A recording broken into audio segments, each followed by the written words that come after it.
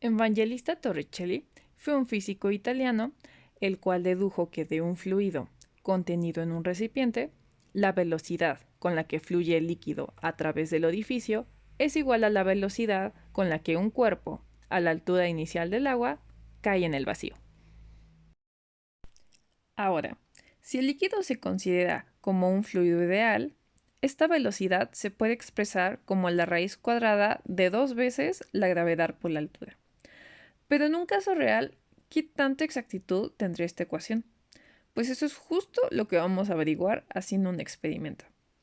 Los materiales que se van a ocupar son una hoja de papel, una regla, un plumón, chunches para perforar, una botella de plástico, agua con colorante para que se vea mejor, una bolsa donde quepa la hoja y aceite. Para comenzar, por la mitad de la hoja haremos una marca en donde llegue la botella y a partir de ahí, con ayuda de la regla, marcaremos cada medio centímetro con el plumón. A mí me cupieron unos 18 centímetros. Y metemos la hoja en la bolsa de plástico. Yo lo hice en una caja para que se vea más chulo.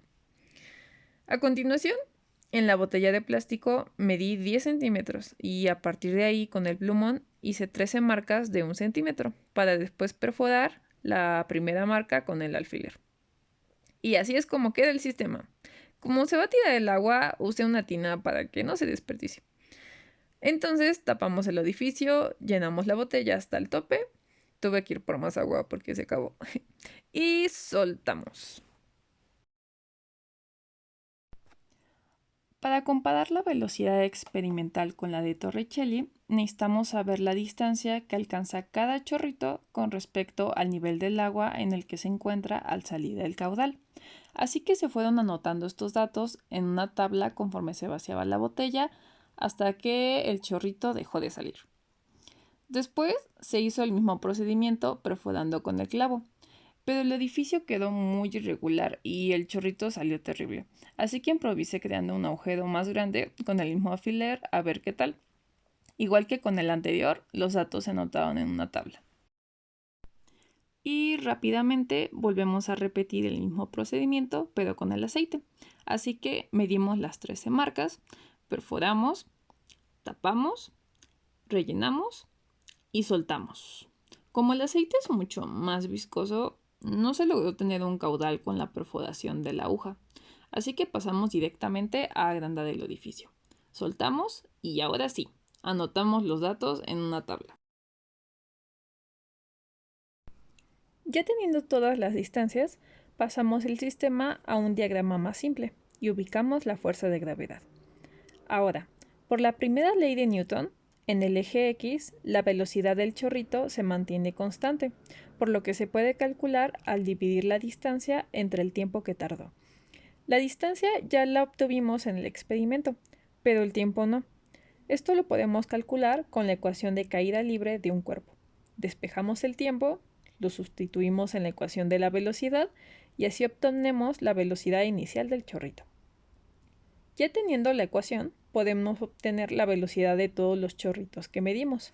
Ahora, la y es la altura de donde salió el caudal. Para el agua fue de 10 centímetros y para el aceite de 7.5 centímetros. No hay que olvidar pasar las medidas a una misma unidad, en este caso a metros. Y con esto ya obtenemos las velocidades. Posteriormente, hacemos lo mismo pero con el principio de Torricelli. En este caso, solo necesitamos la altura para obtener la velocidad. Finalmente, comparamos las velocidades experimentales con la de Torricelli y graficamos. Se puede observar que los resultados son bastante parecidos a la ecuación ideal de Torricelli, siendo el chorrito de agua que fue perforado con el clavo el que mejor describió el principio. Esto se debe a que al ser más grande el orificio, la interacción de variables como la fricción o la viscosidad fueron menores. Así que en conclusión, a pesar de que el principio de Torricelli es derivado de casos ideales, este puede dar una idea bastante acertada en la vida real, especialmente en situaciones donde las magnitudes sean de tal dimensión que las variables realmente no causen mucha intervención. Y así damos por concluido este experimento.